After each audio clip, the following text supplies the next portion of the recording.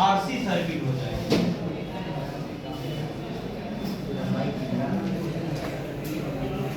ये resistance R है और ये कैपेसिटर क्या है, सी है। सुनो पहले, लिखो मत, सुनो पहले समझो, मैं लिखने के लिए प्रॉपर टाइम आपको दे दूंगा। जैसे सुनो, जैसे करंट पास करेगा, यहाँ पे करंट पास करेगा, इस रेजिस्टेंस के अक्रॉस एक पोटेंशियल डिफरेंस जनरेट होगा, VR कहेंगे। क्या बोलेंगे? VR is the potential difference. समझ में आ रहा है ना सबको? Potential difference across the resistance। समझ में आ रहा है क्या? बातें समझ में आ रही है? VR is the potential difference across the resistance and VC इसके across एक potential difference डेवलप होगा, जिसको क्या बोलेंगे? VC। VC is the potential difference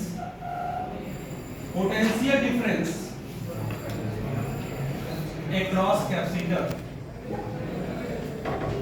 कितनी बातें क्लियर हो रही हैं? अच्छा, सबसे पहले इसको ढक लो, कैपेसिटर को क्या करो, ढक लो, ठीक है? कैपेसिटर को जब ढक लेंगे तो सर्किट में सिर्फ क्या लगा होगा? तो जब सर्किट में सिर्फ रेजिस्टेंस लगा होता है तो वोल्टेज और करंट सेम फेज में होते हैं। वोल्टेज और करंट किसमें होंगे? सेम फेज में होंगे। लेकिन अगर रेजिस्टेंस को ढक लेते हैं, छुपा देते हैं, तो देखें क्या कि कैपेसिटर लगा है, तो जब कैपेसिटर सर्किट में लगा होगा तो वोल्टेज जो होगा वो करंट से लेस हो जाएगा। कितना एंगल? π/2, यानी वोल्टेज π/2 एंगल लेस कर जाएगा, नहीं करंट से लेस बिहाइंड हो जाता है। कितना एंगल लेस बिहाइंड हो जाता है? π। अब एक वोल्टेज VR इधर लग रहा है और एक डाउन, इनका रिजल्टेंट निकालेंगे, ऐसे ड्रॉ करें रिजल्टेंट, और ये वोल्टेज और रिजल्टेंट वोल्टेज V ले लिया। रिजल्टेंट वोल्टेज और रिजल्टेंट करंट के बीच जो फेज डिफरेंस वो कितना मान लिया गया? 5। तो अगर ये VC है, ये अगर VC है भाई, तो ये भी तो VC हो जाएगा, क्यों? और ये अगर VR है तो ये भी क्या हो जाएगा? VR। ये एंगल फाई है तो ये भी एंगल क्या हो जाएगा? Alternate angle. क्या बोलते हैं? Alternate angle. अच्छा, यहाँ पाइथागोरस अप्लाई कर सकते हैं। पाइथागोरस अप्लाई करोगे तो resultant voltage is equal to under root VC square plus क्या हो जाएगा? क्लियर है क्या? ये रिजल्टेंट वोल्टेज पोटेंशियल डिफरेंस है। This is resultant potential difference, resultant potential difference of RC circuit. इसको CR सर्किट भी कहते हैं। CR सर्किट, पहले कैपेसिटर लगा दीजिए, फिर रेजिस्टेंस लगा दीजिए। और एक होगा कि पहले आप रेजिस्टेंस कनेक्ट कर दिया, फिर क्या लगा दिया? कैपेसिटर। इसको कहेंगे RC सर्किट। अब देखेंगे VC क्या है जी? वोल्टेज ओम्स लॉ अप्लाई करो तो VC इज इक्वल टू हो जाएगा current into resistance, current into resistance, Ohm's law. और VR is equal to current into resistance by Ohm's law. यहां लिख सकते हैं बाय ओम्स लॉ। अब ये वैल्यू इसी में पुट करोगे इक्वेशन फर्स्ट में, इसको कंसीडर कर लो इक्वेशन फर्स्ट में। क्लियर है ना? क्लियर है सबको? अब देखेंगे ये वैल्यू रखोगे तो रिजल्टेंट वोल्टेज क्या आ जाएगा? अंडर रूट VC के जगह पर रखोगे I into XC आप होल स्क्वायर, और प्लस VR की जगह रखोगे I into R आप होल स्क्वायर। तो ये हो जाएगा आपका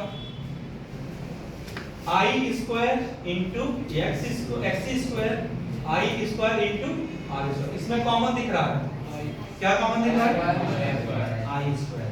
तो I स्क्वायर यहां से निकाल लोगे भाई, I स्क्वायर, तो I स्क्वायर रूट से बाहर निकलेगा कितना होगा? I XC स्क्वायर प्लस क्या हो जाएगा? R square. तो V बाय, इसको इधर ले तो V by I is equal to under root XC square plus क्या हो जाएगा? इसको लिख सकते हैं Z।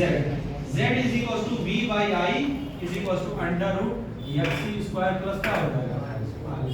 पर ध्यान से समझिएगा, where V by I is equal to Z, इसको कहते हैं impedance of circuit. Impedance of the circuit, impedance क्या होता है, कल बताया था, टोटल रेजिस्टेंस ऑफ सर्किट।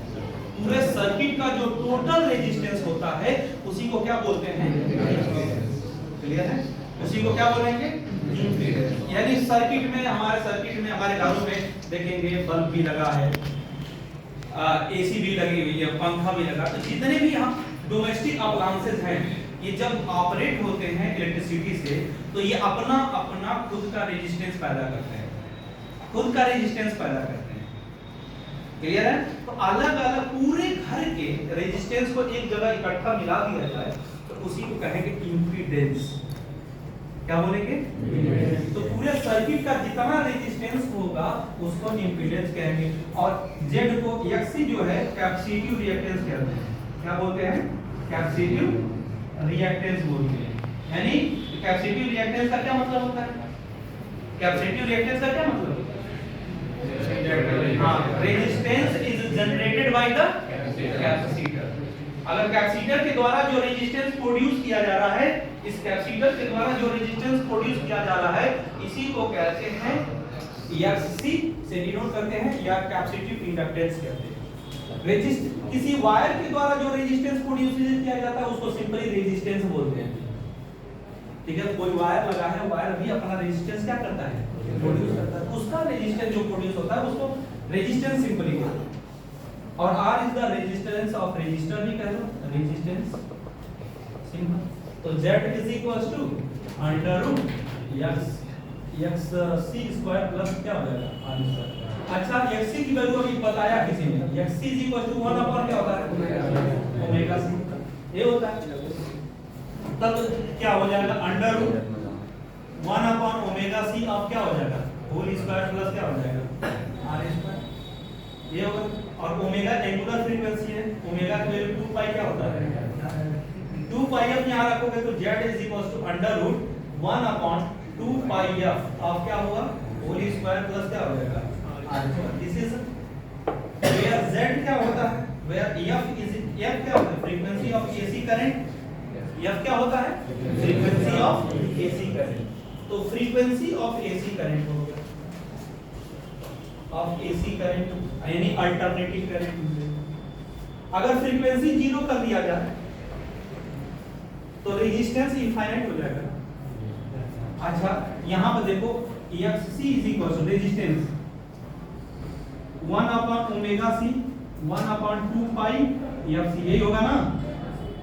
अगर किसी कैपेसिटर में फ्रीक्वेंसी 0 कर दिया जाए, एसी करंट की फ्रीक्वेंसी क्या कर दिया जाए 0 कर दिया जाए तो कैपेसिटर का रेजिस्टेंस इनफाइनाइट हो जाएगा। इतना इनफाइनाइट का मतलब इतना रेजिस्टेंस बढ़ जाएगा कि करंट सप्लाई नहीं होगा। इसका मतलब कि डीसी करंट की जो फ्रीक्वेंसी होती है वो 0 होती है। डीसी करंट की फ्रीक्वेंसी क्या होती है 0 होती है। अगर डीसी करंट में फ्रीक्वेंसी नहीं होती है तो डीसी करंट अगर कैपेसिटर में फ्लो करवाओगे तो वो पास नहीं करेगा। इसीलिए कैपेसिटर या कंडेंसर जो पंखे में लगता है कंडेंसर वो एसी करंट में यूज किया जाता है, डीसी में नहीं किया जाता है, क्योंकि डीसी में फ्रीक्वेंसी 0 होती है।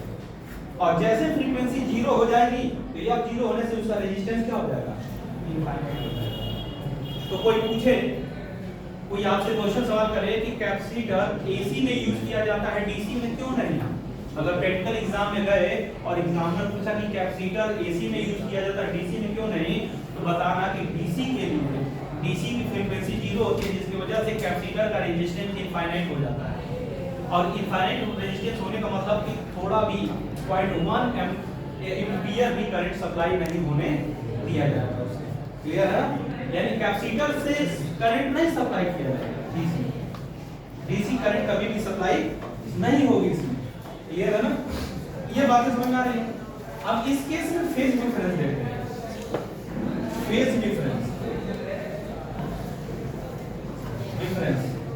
Between voltage and current 10 phi लेंगे, क्यों भाई ये है ना 10 फाई ले लिया तो परपेंडिकुलर अपॉन क्या हो जाएगा, अगर ये परपेंडिकुलर अपॉन बेस हो जाएगा, परपेंडिकुलर क्या हो जाएगा, परपेंडिकुलर क्या हो जाएगा BC और बेस क्या हो जाएगा, तो phi is equal to tan inverse BC upon क्या हो जाएगा, क्लियर है। BC इज इक्वल टू होता है I इंटू XC और VR इज इक्वल टू होता है I इंटू, ये वैल्यू रखोगे तो फाई क्या हो जाएगा tan inverse I into XC upon I into I से I क्या हुआ cancel, phi is equal to tan inverse XC upon क्या हो जाएगा R, ये भी हो गया, और XC इज इक्वल टू जानते हैं 1 अपॉन ओमेगा C, अगर ये रखते हैं तब फाई की वैल्यू कितनी हो जाएगी tan inverse 1 upon omega C upon क्या हो जाएगा, ये भी हो, this is a phase difference, this is a phase difference, note कर लीजिए।